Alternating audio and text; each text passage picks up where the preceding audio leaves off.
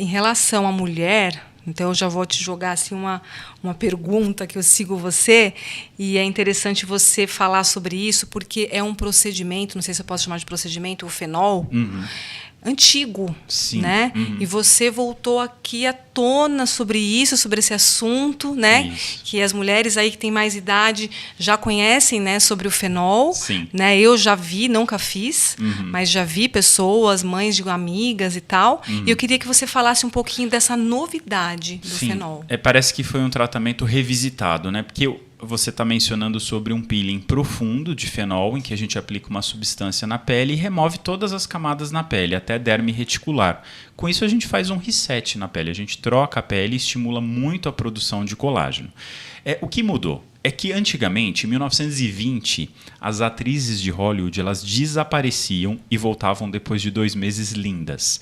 As aplicadoras de peelings, chamadas lay peelers, eram esteticistas, não médicas, que tinham uma fórmula secreta e faziam esses peelings em seus consultórios. Um médico, na década de 60, comprou esse peeling.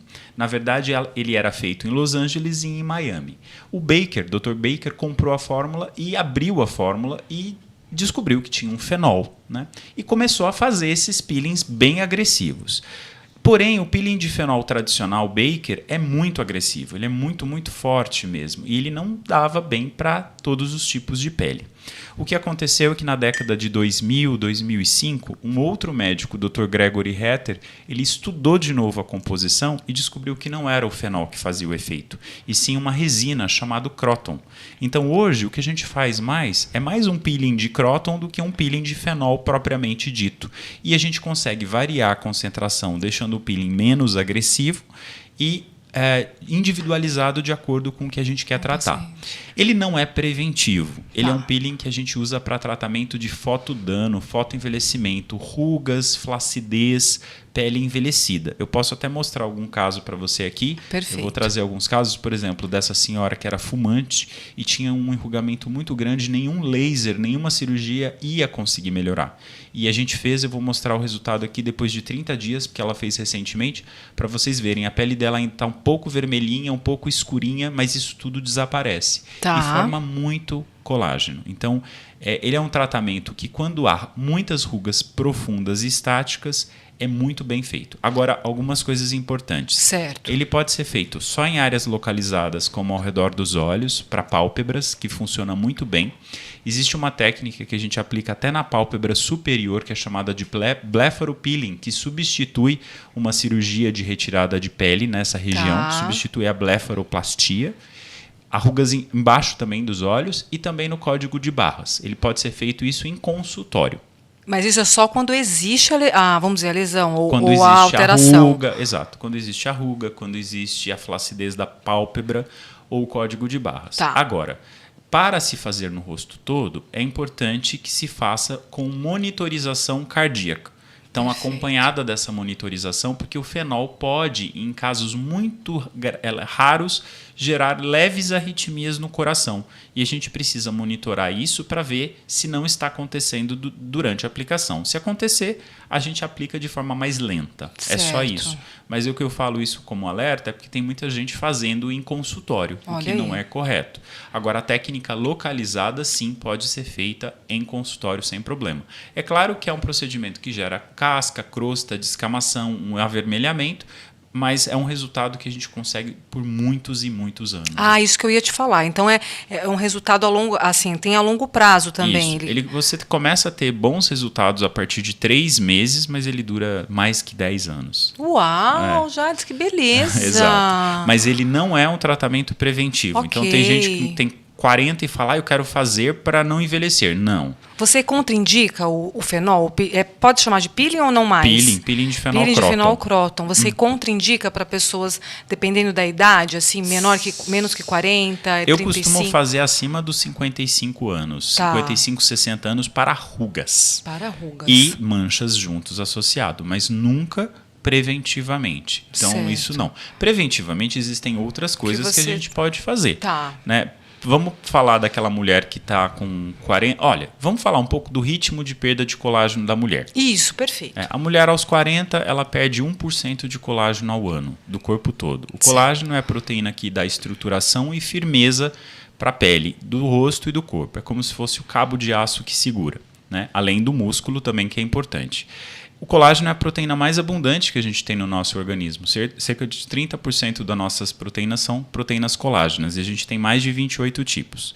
O que acontece? A mulher perde 1% ao ano aos 40. Já aos 45, em média, a gente fala que é uma transição menopausal, ela começa a perder 2% de colágeno. Nessa fase, dos 45 aos 50, 51, ela vem e fala, doutor, eu percebo que a minha pele está ficando mais gelatinosa, está ficando um pouco mais mole, não está como antes, estou sentindo minha pele diferente, certo. Um pouco mais de flacidez. É por causa dessa perda. Esse é um momento crucial de cuidados. Tem gente que fala, nossa, eu estou começando tarde, aos 45, aos 50. Não, você está num momento bom, uma janela de oportunidades. Ok. Sou contra também fazer tratamentos estéticos muito jovens, isso não é legal.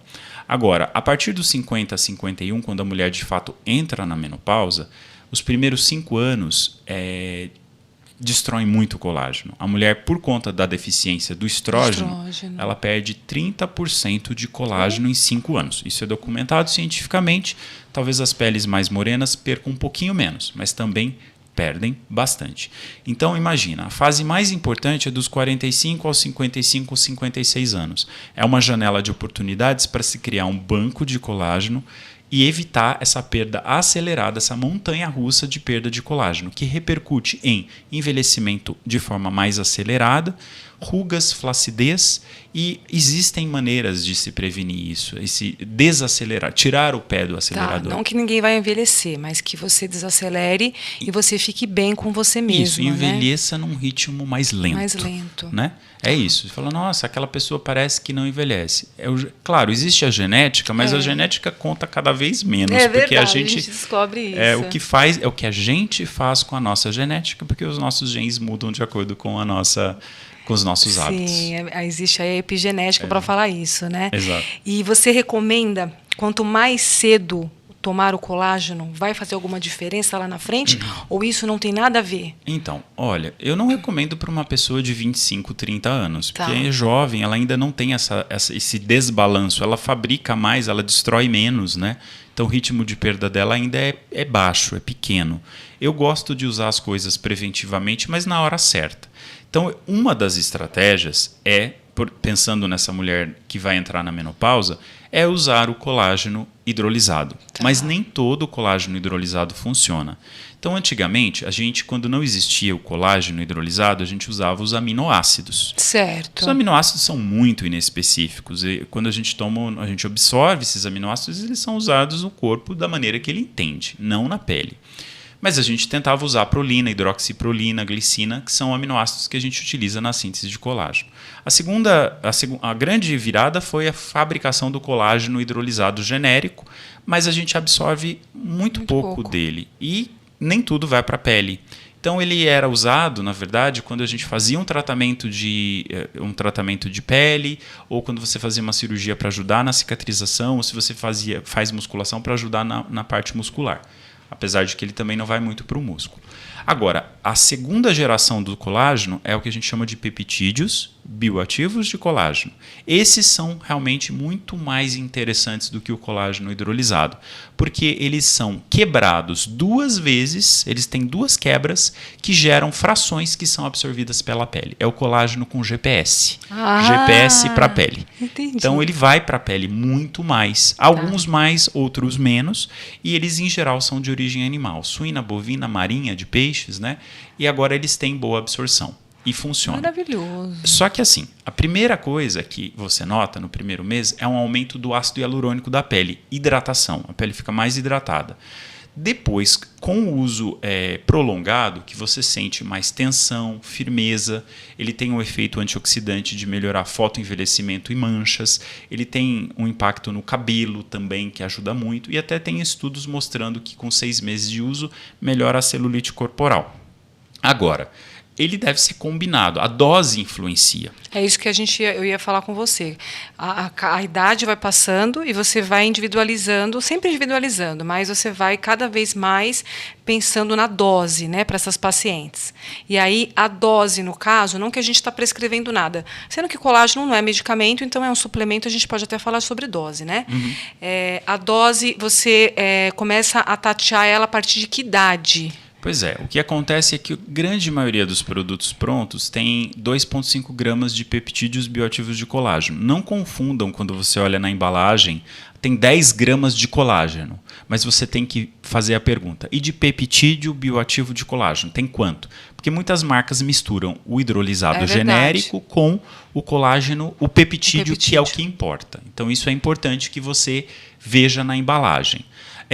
Os 2,5 gramas eu recomendo para uma mulher de 40 anos. Tá. Mas já aos 45, principalmente aquela que está entrando no início da menopausa, de 5 gramas para mais.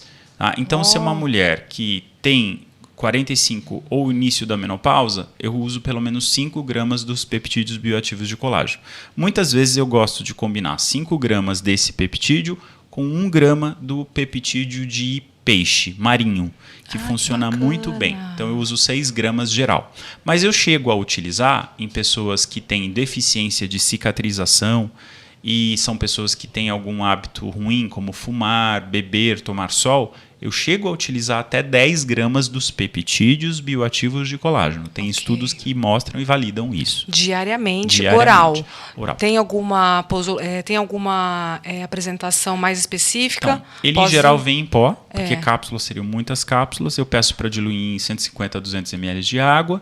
Pode ser tomado longe das refeições, de manhã ao jejum ao acordar, ou à noite antes de dormir também. Tá. Ele compete com algumas alimentações, o colágeno, Exato. né? Por ser proteína, então é melhor tomar longe das... Pelo menos 1 hora antes ou depois. Certo.